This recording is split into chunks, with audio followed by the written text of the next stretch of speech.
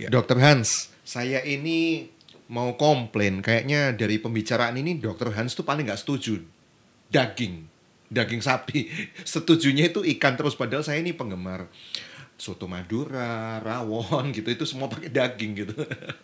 Nah, kenapa? Apakah daging itu memang tidak boleh kita konsumsi atau gimana? Sebaiknya dihindari Ya. itu kenapa? Gitu. Kalau sudah ada penyakit-penyakit, terutama masalah pembuluh darah, ada kerak, proses radang autoimun, penyakit kanker dan sebagainya, itu dengan banyak daging akan memperberat.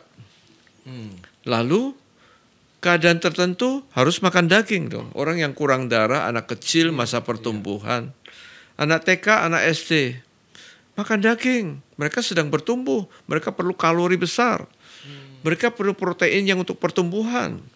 Makan. Anak, ya remaja, atlet harus daging loh.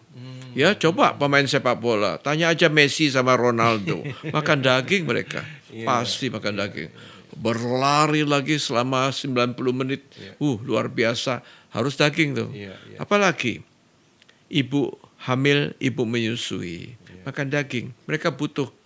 Jadi keadaan-keadaan tertentu anak-anak remaja silakan makan daging. Tapi harus ingat ukurannya ya. Kalau kita orang-orang biasa, kita bukan atlet ya, kita bukan olahragawan. Anak-anak kita bisa ya anak-anak remaja, anak-anak muda, silakan makan daging, makan steak misalnya. Makan steak ada beef. Ya, daging masih ada lagi yang lain, babi, kambing, bebek ya. Itu termasuk golongan daging dengan lemak jahat. Ya, makan daging sapi lebarnya seluas telapak tangan Anda bagian dalam. Kemudian tebalnya setebal kelingking Anda. Nah, itu baru cukup memadai untuk kebutuhan Anda yang tidak banyak bergerak badan. Kalau selebar diameternya telapak tangan, terus kelingking, ini tebelnya itu kelingking yang mana dok? Maksudnya bagian tebelnya yang mana? Yang ini ya? Iya. Oh, ya nggak banyak juga ya, ini berapa ons ya paling? Oke, ini dapat saya perkirakan gitu, ini konsumsi yang aman gimana.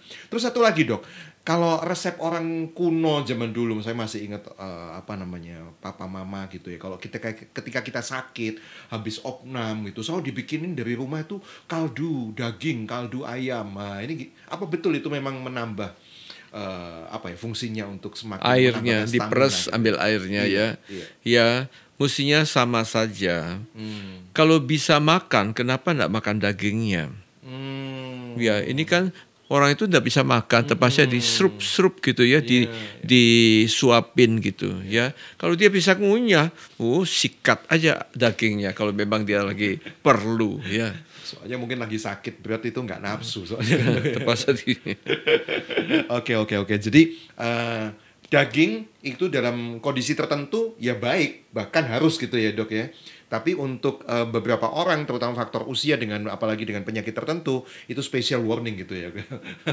Baik. Terima kasih dokter Han ya untuk ilmunya kali ini.